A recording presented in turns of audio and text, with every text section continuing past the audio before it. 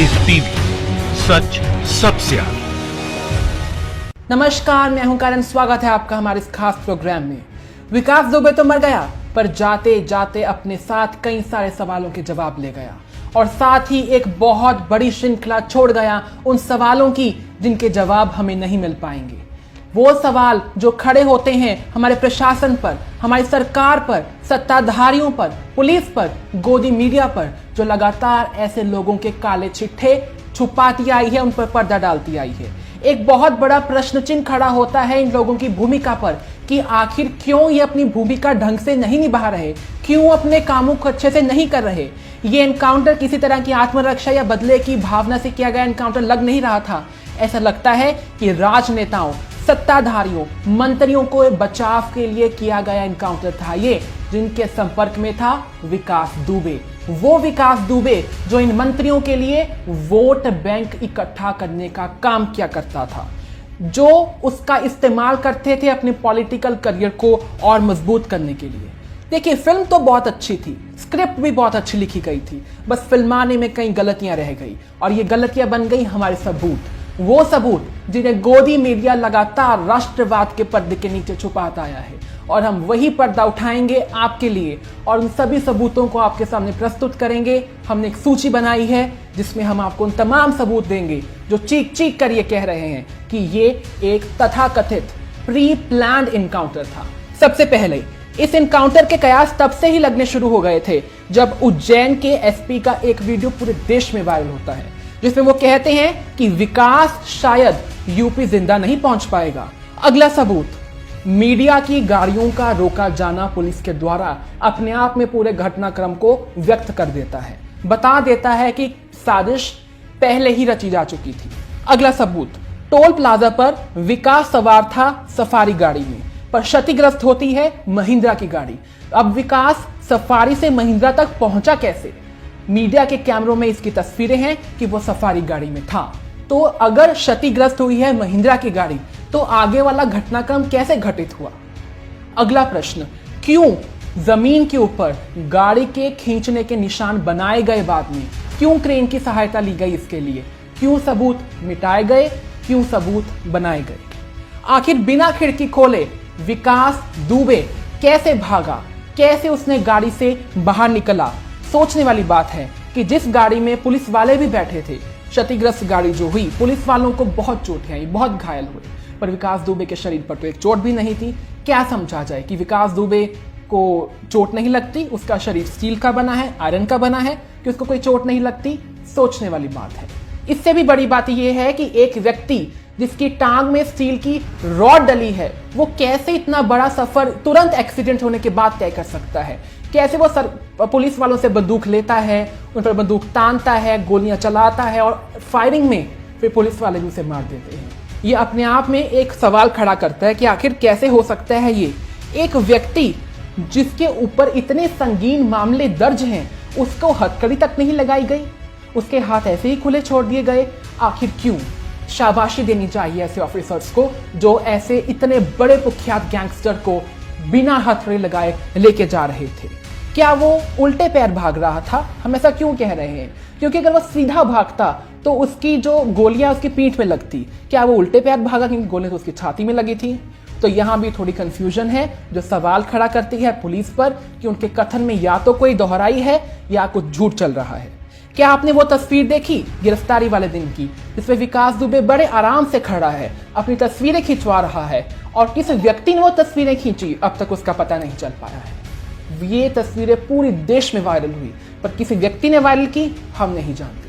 क्या आपने वो वीडियो देखी जिसमें जो ये गैंगस्टर था कितने आराम से पुलिस के साथ चलता आ रहा था, जैसे वो कोई बहुत बड़ा वीआईपी पर्सन हो, जैसे वो बहुत बड़ा कोई जाना माना हस्ती हो, उसके साथ पुलिस जा रही है, गार्ड्स जा रहे हैं। ऐसा लगता नहीं कि वो कोई क्रिमिनल है।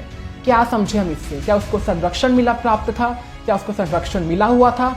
ये अपने आप में एक बहुत बड़ी सवाल है ये एक वीडियो, कि आखिर कैसे हो सकता है क्रिमिनल के साथ इतना दयालु व्यवहार? जब मीडिया की कैमरा सरकार के ऊपर, पुलिस के ऊपर आए, तो उनका शिकंजा कसा और विकास दुबे तक की गर्दन तक उनका हाथ पहुंचा। जनाब, बातें तो बहुत हैं, बार बार जो संकेत दे रही हैं कि अब उन लोगों को कभी सजा नहीं मिल पाएगी जो उन 8 पुलिस वालों के हत्या के लिए सच में जिम्मेदार थे। वो मंत्री, वो पार्टियां अब बच निकल जाएंगी जो ऐसे गैंगस्टर पालती हैं अपने पॉलिटिकल इंटरफेरेंसेस को, अपने पॉलिटिकल मकसदों को साधने के लिए। अब वो लोग पकड़े नहीं जाएंगे। वो बड़ी बड़ी हस्तियां, वो बड़े बड़े चेहरे जो आज सत्ता में हैं, जिनके साथ ये गैंगस्टर मिला था, जिस गैंगस्टर ने उन्हें सत्ता तक पहुंचाया, अब वो लोग पकड़े नहीं जाएंगे क्योंकि उसका मुंह तो बंद कर दिया गया है। ना सिर्फ वो, उसके साथ ही जो पूरा घटनाक्रम जानते थे, जो जानते थे कि आखिर वो कौन मंत्री हैं, कौन वो लोग हैं जो इसके साथ मिले हुए हैं, वो सारे लोग भी मार दिए गए हैं। क्या इस गैंगस्टर को सरकार का कोई संरक्षण प्राप्त था? क्योंकि अगर ऐसा ना होता तो वो यूपी के कानपुर से मध्य प्रदेश के उज्जैन के महाकाल मंदिर तक ना पहुंच पाता। हमारी पुलिस इतनी सतर्क है, फिर भी ऐसा हुआ, मतलब उसको संरक्षण प्राप्त था। कुछ और बातें भी सामने आई जो चीख चीख कर ये कह रही हैं कि साजिश बहुत पहले ही रचनी शुरू कर दी गई थी। जिस दिन गिरफ्तारी हुई यानी बुधवार को, उस दिन दोपहर को उज्जैन के महाकाल थाना प्रभारी और चौकी प्रभारी का तबादला कर दिया जाता है। उसी रात कलेक्टर आशीष सिंह और एसपी मनोज सिंह महाकाल मंदिर पहुंचते हैं। क्यों जाते हैं वो मंदिर, क्या जरूरत थी उन्हें जाने की? ये अपने आप में एक साजिश की बू है। ये भी सोचने वाली बात है कि 8 पुलिसकर्मियों को मारने वाला कुख्यात गैंगस्टर, जिसे 4 राज्यों की पुलिस नहीं पकड़ पाई, यूपी सरकार की 40 टीमें नहीं पकड़ पाई, इसे पकड़ा तो किसने? एक गार्ड ने। ये अपने आप में एक हास्यात्मक बात है और ये हमारे पुलिस प्रशासन के ऊपर एक धब्बा बन चुका है कि इतने कुख्यात गैंगस्टर को वो पकड़ने में नाकामयाब रहे। पकड़ा तो किसने? एक गार्ड ने। एक बड़ा सवाल यूपी और मध्य प्रदेश के गृह मंत्रियों पर भी उठ रहा है कि वो अपने स्टेट को कैसे सिक्योर कर रहे हैं कि यूपी से इतना बड़ा गैंगस्टर या यूं कहें आतंकवादी जो 8 पुलिस वालों को मारकर मध्य प्रदेश के उज्जैन के महाकाल मंदिर तक पहुंच जाता है, इतना बड़ा सफर तय करता है, पर कोई उसे रोकता नहीं, कानों कान किसी को खबर नहीं होती। इसका मतलब है उसे कोई संरक्षण प्राप्त था, क्योंकि बिना इस चीज के वो वहां तक ना पहुंच पाता। पुलिस को उसकी मौत के बाद, उसके एनकाउंटर के बाद उसका सामान मिला, उसमें फोन नहीं मिला। जबकि हमने तस्वीर में देखा कि उसके हाथ में एक फोन था। वो फोन आखिर कहां गया? क्या सबूतों को मिटाने की कोशिश की जा रही है? ये अपने आप में बहुत बड़े प्रश्न है जो इशारा करते हैं कि बू है साजिश की। एक आरोपी जिस पर 60 से ज्यादा मामले दर्ज थे, और कोई छोटे मोटे मामले नहीं, बहुत संगीन मामले, उसे तो कड़ी से कड़ी सजा होनी चाहिए थी। जेल की सलाखों के पीछे होना चाहिए था वो व्यक्ति। कैसे वो सड़कों के ऊपर खुला घूम रहा था ताकि वो और क्राइम कर सके, ताकि वो और पाप कर सके, ताकि वो और लोगों को मार सके? ये प्रश्न है जिसका जवाब मिलना चाहिए। ये प्रश्न है जिसको सरकार को एड्रेस करना चाहिए, ताकि भविष्य में ऐसे गैंगस्टर ना पनप पाए, ऐसे आतंकवादी देश में ना पनप पाए जो देश के दुश्मन बन बैठे हैं। इस पर सियासत लगातार गरमा रही है। कांग्रेस से लेकर बीएसपी तक, बीएसपी से लेकर समाजवादी पार्टी तक, सभी बीजेपी से सवाल कर रहे हैं कि कैसी सुरक्षा हो गई है इस देश की, कैसी सुरक्षा हो गई है इस देश की कि इतने कुख्यात गैंगस्टर की भी हम सुरक्षा नहीं कर पाए, जिसके सीने में इतने राज दफन थे, जो बता सकता था कि उसके साथ कौन जुड़े हैं, कौन मिले हैं, उसे ही इनकाउंटर कर दिया गया। क्या हमारा पुलिस प्रशासन इतना भी चार चौबंद नहीं है?